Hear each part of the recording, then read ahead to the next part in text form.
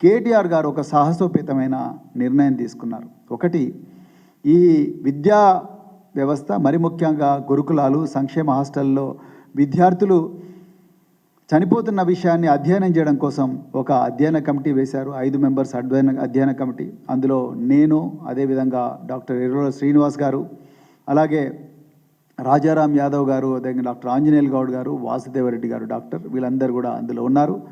అదేవిధంగా మరి గెల్లు శ్రీనివాస్ యాదవ్ గారు, మరి బల్కా సుమన్ గారు, తర్వాత ఇంకా రవీందర్ రెడ్డి గారు, వీళ్ళందరి మార్గదర్శనంలో మరి గెల్లు శ్రీనివాస్ యాదవ్ గారు ఏదైతే బీఆర్ఎస్వి ఉన్నదో ఆ బీఆర్ఎస్వి నేతృత్వంలో ప్రతి మండలంలో, ప్రతి నియోజకవర్గంలో గురుకుల పాఠశాలలు కానీ, సంక్షేమ హాస్టళ్ళు కానీ ఎక్కడెక్కడైతే సమస్యలు ఉన్నాయో ఆ సమస్యలు అన్నీ కూడా మరి పరిశీలించి పిల్లలతో మాట్లాడి, ఉపాధ్యాయులతో మాట్లాడి, తల్లిదండ్రులతో మాట్లాడి, మిగతా గ్రామాల్లో పెద్ద మనుషులతో మాట్లాడి అసలు పిల్లలకి ఏం సమస్యలు ఉన్నాయి, ఎందుకు ఈ పిల్లలు పిట్టల్లాగా వాళ్ళ ప్రాణాలు రాలిపోతున్నాయి, ఎందుకు వాళ్ళ భవిష్యత్తు అగమ్య గోచరంగా మారింది అన్న ఒక మూలాల్లోకి వెళ్ళే పరిశోధనకు మరి గురుకుల బాట అనే కార్యక్రమానికి శ్రీకారం చుట్టిండ్రు మా కేటీఆర్ గారు.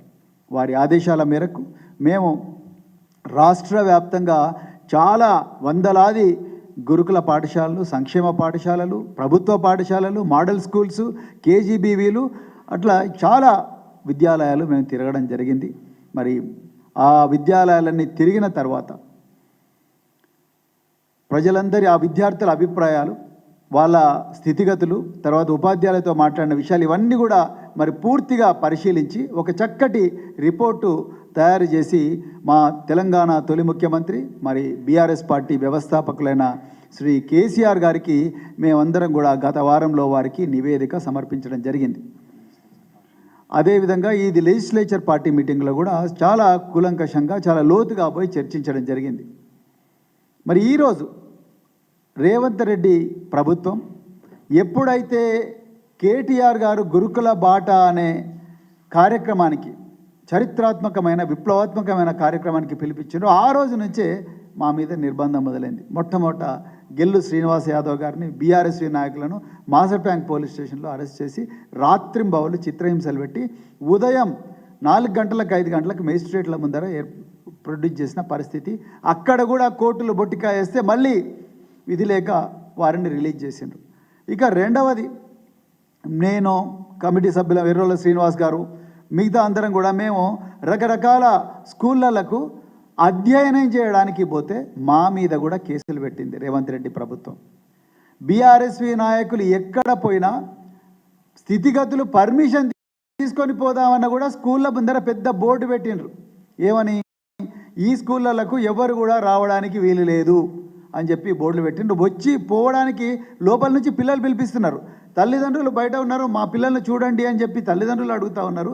ఆయన కూడా అధికారులతోని, అక్కడున్న స్కూళ్ళ ప్రిన్సిపల్తోని బోర్డులు పెట్టించి పోలీసులను పిలిపించి మమ్మల్ని అందరినీ కూడా పోలీస్ స్టేషన్లో అరెస్ట్ చేసినప్పటికీ కూడా ఏమాత్రం కూడా మడమ తిప్పకుండా, ధైర్యం కోల్పోకుండా మా కార్యకర్తలందరూ కూడా, బీఆర్ఎస్వి నాయకులు, బీఆర్ఎస్ నాయకులు అందరు కూడా మరి వాళ్ళకు వీలైనంత మేరకు ఈ సమస్యను పూర్తిగా మరి లోపల్లోకి పోయి మరి పరిశీలించి చేసిండ్రు. చాలా అద్భుతమైన రిపోర్ట్ వచ్చింది. ఎప్పుడైతే ఈ రిపోర్టు మా అధినాయకులు కేసీఆర్ గారికి ఇచ్చినామో, ఎల్పీ మీటింగ్లో అంటే శాసనసభాపక్ష మీటింగ్లో ఇచ్చినామో, రేవంత్ రెడ్డి ప్రభుత్వం వెన్నులో చలి పుట్టింది. గత సంవత్సరంలో 53 మంది పిల్లలు పిట్టల్లాగా రాలిపోతుంటే మొద్దు నిద్రపోయిన ప్రభుత్వం, శైలజ అనే బిడ్డ 20 రోజుల పాటు నిమ్స్లో విషాహారం తిని హాస్పిటల్లో పడితే కదలని ప్రభుత్వం, బచ్చలకూర శ్రీకాంత్ అనే ఒక బిడ్డ 6వ తరగతి బాలుడు 4 రోజుల పాటు వాంతులు విరేచనాలతో భువనగిరి వెల్ఫేర్ స్కూల్లో చనిపోతుంటే కదలని ప్రభుత్వం, అదేవిధంగా 2 బిడ్డలు సాంఘిక సంక్షేమ హాస్టల్లో చనిపోతే కదలని ప్రభుత్వం, పాము కాటుకు గురైతే కదలని ప్రభుత్వం నిన్న మాత్రం ఒక పెద్ద హంగామా చేసిండ్రు. మంత్రులు, తర్వాత ఎమ్మెల్యేలు వీళ్ళందరూ వాళ్ళ కార్యకర్తలను తీసుకొని పెద్ద ఎత్తున పోయి డైనింగ్ హాల్లో కూర్చున్నారు. డైనింగ్ హాల్లో కాదు, కొంతమంది డైనింగ్ హాల్లో కూర్చున్నారు, కొంతమంది ఏమో బయట షామియానా వేసి మంచిగా బిస్లరీ బాటిళ్ళు అవి పెట్టుకొని కూర్చొని పిల్లలతో కలిసి అన్నం తిన్నట్టుగా డ్రామా వేసిండ్రు.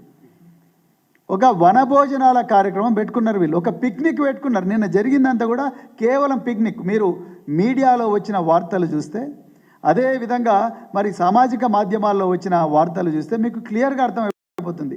చాలామంది తల్లిదండ్రులు ఏమన్నారా అంటే, ఇది ఒక్కరోజు పండగలాగానే అనిపిస్తున్నది, రోజు ఇట్లా ఉండదు కదా స్కూళ్ళల్లోని. కాంగ్రెస్ పార్టీ కార్యకర్తలే నిన్న వైరా నియోజకవర్గంలో ఒక స్కూల్లో, సంక్షేమ పాఠశాలల్లో కాంగ్రెస్ పార్టీ కార్యకర్త, రేవంత్ రెడ్డి పార్టీ అయిన కాంగ్రెస్కు ఓటేసిన వ్యక్తి ఓపెన్గా ఆయన ఏమన్నాడు, మేము ఈ పార్టీనే కానీ రోజు ఇట్లా ఉండట్లేదు, మీరు వచ్చినట్టు ఇట్లా అవుతున్నది, ఈ డ్రామాలు ఆపేయండి అని ఆ తండ్రి స్పష్టంగా చెప్పిండు. చాలా చోట్ల కూడా తండ్రులు చెప్పిండు. ఈ విధంగా తండ్రులు మాట్లాడతారని, ఈ విధంగా ప్రజలు వాళ్ళ విద్యార్థుల తల్లిదండ్రులు మాట్లాడతారని ఒక 2 రోజుల ముందు ఒక డ్రామా చేసి ఉంటే రేవంత్ రెడ్డి. అదేందో మీకు చెప్పాలి. స్కూల్లో ప్రిన్సిపాల్ అందరికీ ఒక మెసేజ్ పోయింది. ఏమని? కేవలం తల్లులను మాత్రమే అనుమతించండి. 2వ శనివారం సెలవు దినము, అందరూ తల్లులు తండ్రులు అందరూ కూడా బిడ్డలు చూసుకోవడానికి వస్తారు. కానీ రేవంత్ రెడ్డి ప్రభుత్వం ఏ మెసేజ్ ఇచ్చిందయ్యా అంటే, కేవలం తల్లులను మాత్రమే రానివ్వండి స్కూళ్ళలకు. ఇది ఎక్కడ న్యాయం? తల్లి తండ్రి ఇద్దరు కలిసి వాళ్ళ పొట్ట చించుకొని పుట్టిన బిడ్డను చూడడానికి, పరామర్శించడానికి నెలకు ఒకసారి పోతారు, 2వ శనివారం పోతారు. ఒక తల్లే రావాలనడం ఏంటి? అసలు ఎట్లా న్యాయం అవుతుంది ఇది? అంటే తల్లిదండ్రులను కూడా విడదీస్తున్నావా నువ్వు? అదొకటి.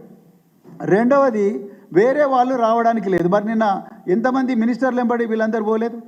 మా బోత్ ఎమ్మెల్యే అయిన అనిల్ కుమార్ జాదవ్ గారిని అయితే ఆయన పేరు కూడా పెట్టలేదు. ఆయన ఎమ్మెల్యే, ఒక ప్రోటోకాల్ ఉండి రాజ్యాంగబద్ధంగా ఎన్నికైన ఎమ్మెల్యే, ఆయనను స్కూల్లోకి రానియని పరిస్థితి. అరే, ప్రజలు ప్రజాస్వామ్యబద్ధంగా ఎన్నుకున్న ఎమ్మెల్యే ఆయన నియోజకవర్గం ఉండే స్కూళ్ళకు ఆయన ఓడంట, ఆయన పోకూడదంట, కలెక్టర్ మాత్రం పోవాలంట, ఆయన ఫోటో ఉండకూడదంట, కాంగ్రెస్ నాయకుల బొమ్మలు మాత్రం ఉండాలంట.